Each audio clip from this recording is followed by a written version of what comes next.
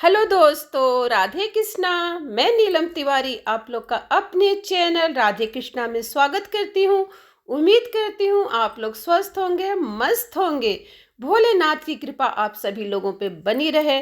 तो आज हम आप लोग को छठ माता की पूजा की बहुत ही आसान विधि बताएंगे। और पहले हम आपको छठ माता के बारे में कुछ बता देते हैं। देखिए, छठ माता ऐसी माता है कि अगर आप कोई मन्नत इनसे मांगती हैं, किसी चीज की दरखास्त लगाती हैं, तो ये माता तुरंत पूरा करती हैं। इसीलिए इनका नाम जो है छठ माता पड़ा है। जब आपकी मन्नत पूरी हो जाए तो तुरंत आपकी इनकी पूजा निपटा देना चाहिए, मतलब पूजा कर देना चाहिए। जैसे आपकी ये मन्नत जल्दी ही पूरा करती हैं, उसी तरह इनकी पूजा में देर नहीं लगाना चाहिए। जैसे आपकी मन्नत पूरी हो जाती है वैसे आप इस पूजा को कर दीजिए। तो चलिए हम आपको पूजा सामग्री बता देते हैं। तो देखिए, इसमें जो होता है ना, सवा पाव का बर्फी रख लीजिए, खोए की कोई भी बनी हुई मिठाई रख लीजिए, चाहे खोआ ही घर में जला लीजिए। इसमें देखिए क्या होना चाहिए, जो इसमें जो कलश होता है वो दीप कलश जलता है। मतलब कलश रखा जाता है, उस पर चावल रखा जाता है, उस पर दीपक रखा जाता है, किनारे किनारे आम का पल्लव रहता है। पहले तो आपको एक बड़ी चौकी ले लेनी है, बड़ा सा टेबल लेना है। ये पूजा जो है खड़े होके इस पूजा को किया जाता है। ये पूजा शुक्रवार सोमवार को किया जाता है। इसमें 7 सुहागन न्योती जाती हैं और 7 सुहागन का ही यहाँ पे पूजा की जाती है। तो इसमें आपको क्या करना है, इसका जो प्रसाद होता है वो पत्ते पे लगता है। या तो आप बरगद का पत्ता रख लीजिए, या तो केले का पत्ता रख लीजिए, या तो आम का पत्ता, जो आपको आसानी से मिल सके वैसा आपको करना है। देखिए, 8 जगह आपको प्रसाद लगाना है। और एक प्रसाद जो होता है वो माता के लिए रखा जाता है, और 7 जो होता है सुहागिनियों के लिए रखा है। इसमें आपको क्या लेना है, अक्षत लेना है, धूप लेना है, दीप लेना है, और 7 मिट्टी की छोटी छोटी ढेलियां लेनी है। और गौरी गणेश रखना है, बिंदी रखना है। अगर चूड़ी रख लीजिए तो और भी बेहतर है। सभी सुहागन को मांग भर के और उनको बिंदी लगाना है। उनके आंचल में बिंदी लगा के, जो पूजा ये वही महिला करती है जो जिसने इस व्रत को, जिसने मन्नत को माना है, और सब महिलाएं सिर्फ खड़ी रहती हैं। पहले आपको क्या करना है, गौरी गणेश को नहला देना है। उसके बाद उनको क्या करना है, उनको सिंदूर लगाना है, बिंदी लगाना है, चूड़ी उनके सामने रख देना है। फिर उसके बाद जितनी सुहागिन महिलाएं हैं जिनको आप खड़ी हैं पूजा के लिए, उनको सिंदूर लगाइए, बिंदी लगाइए, और खुद भी अपने को लगाइए। ठीक है, इस तरह आप लोग को करना है। और जो चूड़ी होती है, चूड़ी आप रख भी सकती हैं, नहीं भी रख सकती हैं, लेकिन मेन इसमें सिंदूर बिंदी होता है। सिंदूर बिंदी आप लोग को अवश्य रखना चाहिए। और इसकी पूजा करते समय सब पूजा आपको खड़े होकर रखना है। सुहागिन के जो आंचल है, अगर आपने चूड़ी रखा है तो उनके आंचल में 4, 5, 7 जैसे आपकी सामर्थ्य हो ऐसी चूड़ी उनके आंचल में डाल दीजिए। वो महिलाएं चाहें तो उस चूड़ी को वहीं पे पहन सकती हैं, या तो अपने घर पे ला सकती हैं। और फिर जो महिला इस पूजा को कर रही है, सब कुछ उसी को करना और किसी महिला को नहीं करना है। वो सिर्फ खड़ी, क्योंकि इस समय वो देवी की रूप है, यहाँ पे उनकी ही पूजा की जा रही है 7 सुहागिनियों को। आपको चूड़ी दे देना है। चूड़ी वो जब ले लेती हैं उसके बाद आपको क्या करना है, उसमें देखिए इसमें फूल भी आपको रखना है लाल कलर का। अब प्रसाद आप जितना कम रखेंगी उतना ही सही रहेगा, क्योंकि ज़्यादा प्रसाद नहीं लोग खा पाते हैं। यहाँ पे देखिए, फिर उसके बाद छठ माता की कहानी कही जाती है। प्रसाद को लेके, प्रसाद जो होता है जो आपने उसमें रखा है पत्ते पे, वो जो महिला पूजा करा रही है वो महिला सबके आंचल में वो प्रसाद दे देंगी।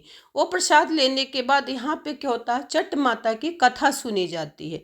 कथा सुनते समय आप हाथ में पुष्प ले सकती हैं, अक्षत ले सकती हैं, क्योंकि ऐसा माना जाता है कि खाली हाथ कथा कभी भी नहीं सुननी चाहिए, किसी भी व्रत की हो। तो ये तो छठ माता की पूजा है। तो छठ माता ऐसी माता है कि बहुत जल्दी मन्नत को पूरा करती हैं। और जो लोग मन्नत मानते हैं उन लोगों का कहना भी होता है कि मेरी मन्नत पूरी होती है। तो एक बार आप लोग ये पूजा अवश्य करिए। ये पूजा बहुत ही सरल है, इसमें कोई ज़्यादा टिटिम्मे की ज़रूरत नहीं है। बस इनकी पूजा खड़े होके करना है। और ध्यान रखिए, जब इनकी पूजा हो जाती है तो किसी को अब आपको घर में, अपने घर में नाश्ता पानी नहीं कराना है। पूजा करने के बाद महिलाएं तुरंत अपने घर को जाती हैं, वहाँ पे रुकती नहीं हैं। इस पूजा की मेन खास बात ये होती है कि छठ माता में रुकना नहीं होता है। कहानी बड़े ध्यान से सुनना चाहिए। कहानी वो महिला नहीं कहेगी जो महिला इस पूजा को कर रही है, जिसकी मन्नत है, वो महिला सिर्फ हुकारी पारती है, वो कहानी नहीं कहती है। अगर आपको गाना आता है छठ माता का, तो यहाँ पे आप गाना भी गा सकती हैं। 4 कर लीजिए, 7 कर लीजिए, 5 गाना कर लीजिए। कहते हैं ना कि माँ की भक्ति जितनी करो उतनी ही कम है। ये माता ऐसी है कि जो छप्पर फाड़ के देती है। तो एक बार आप लोग छठ माता की पूजा अवश्य कीजिए, क्योंकि छठ माता, सही मानिए, यकीन मानिए, बहुत जल्दी मन्नत को पूरा करती हैं। तो इस तरह आप लोग को पूजा करना है। कहानी बड़े ध्यान से सुनिए, क्योंकि छठ माता की एक नहीं कई कहानियाँ प्रचलित हैं, और छठ माता ऐसी माता हैं जो आपकी सभी मनोकामनाओं को पूर्ण करती हैं। इस समय यहाँ पे जो हो रहा है वो कहानी हो रही है, क्योंकि ये पूजा मेरे बगल में हो रही थी, तो वहाँ पे हम गए थे, तो हमने सोचा कि लाओ आप लोग के लिए इसकी वीडियो हम बना लेते हैं। तो देखिए, छठ माता की पूजा में इस समय ये लोग कहानी ही कह रही हैं और छठ माता की कहानी ही सुनी जा रही है। तो इस कहानी को बड़े ध्यान से सुनिएगा, क्योंकि कहानी, कहते हैं ना कि पूजा से ज़्यादा कहानी सुनने का फल प्राप्त होता है जो पूजा लोग करते हैं। तो इसलिए कहानी का बहुत महत्व होता है। कहानी को ध्यान से सुनिएगा। और अगर आपको एक दो कहानी और आती है, ऐसा नहीं कि आपको एक ही कहानी कहनी, जितनी कहानी आती है आप कह सकती हैं। और इसमें आप छठ माता का गाना भी गा सकती हैं, क्योंकि गाना भी गाया जाता है। पूरी विधि विधान के साथ इनकी पूजा अर्चना की जाती है। पूजा में आप लोग को पान जो होता है, पान जरूर रखना चाहिए। सुहागिनों के लिए भी पान का बीड़ा बहुत शुभ माना जाता है। तो पान का बीड़ा आप 7 नहीं 8 लगाएंगी, और 8 जो बीड़ा है उसको वहाँ रखेंगी। जब सुहागिन महिलाएं पूजा करके पूजा आपकी हो जाती, वो जाने लगती हैं, तब उस बीड़ा को उनको देना है। और इस तरह आपको पूजा करना है, क्योंकि बिना पान के मतलब पूजा अधूरी मानी जाती है। पान का इसमें विशेष महत्व होता है छठ माता में। तो छठ माता का पान रखना चाहिए। पान का बीड़ा ही सब महिलाओं को भी देना चाहिए, क्योंकि इससे माना जाता है कि पान का जो होता है, एक तो शुभता का प्रतीक होता है, ऊपर से मुख शुद्धि के लिए हम लोग भगवान को अर्पित करते हैं। तो इस तरह पूजा करना है।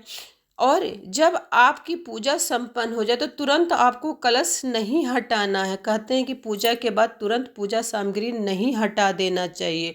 कुछ देर आपके घर में वो रहना चाहिए। टेबल आप ऐसे जगह रखिएगा जहाँ पे महिलाएं अपना आसानी से बैठ सकें, आसानी से खड़े होकर पूजा को संपन्न कर सके। तो टेबल आप अपने लॉबी के बीचों बीच में रखिएगा, ताकि सभी महिलाएं खड़ी हो सके और पूजा आपकी आसानी से हो सके। तो इस तरह करना। चौकी पे लाल या पीला कपड़ा ही आपको बिछाना है, इस चीज़ का आपको ध्यान रखना है। कलश आपका तांबे पीतल फूल का होना चाहिए।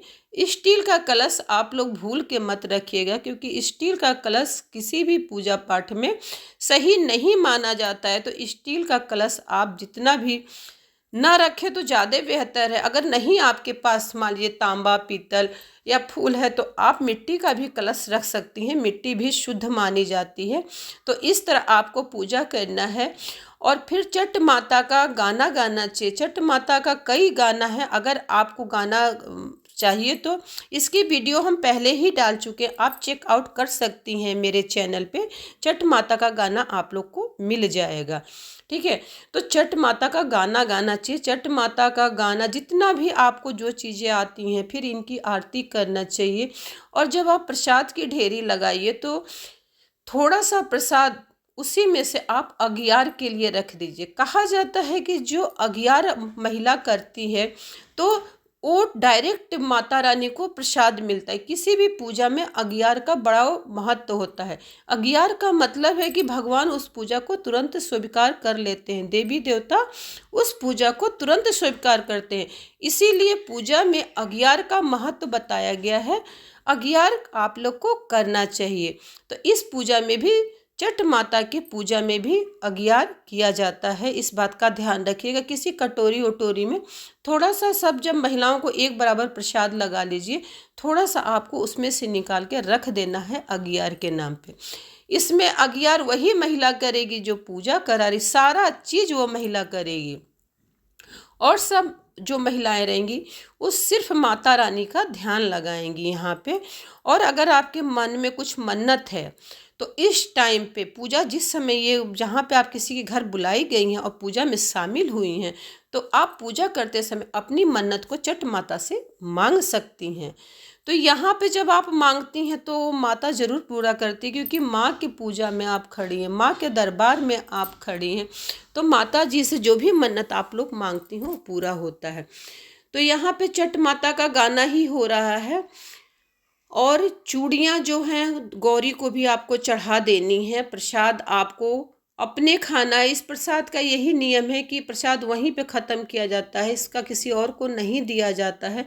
ये महिलाएं स्वयं खाती हैं, जो भी महिलाएं वहाँ पे खड़ी होती हैं। इस प्रसाद में ऐसा भी है कि हाथ नहीं लगाना, एक हाथ पे रख के इसको अपने जीभ से ही खाना रहता है।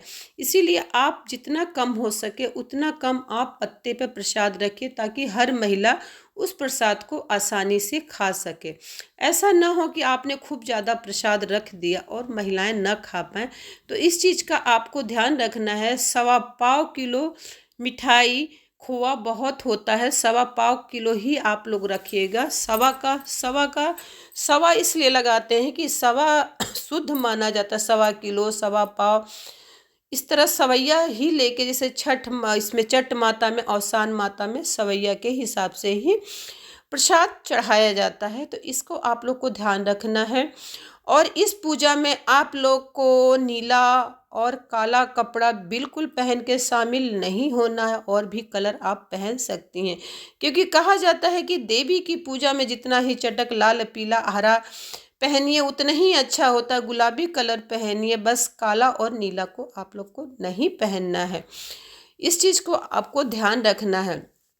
और जब पूजा हो जाए तो पूजा सामग्री को, अगर आपके घर के पास कोई जो जल है उसको आपको गमले में डाल देना है।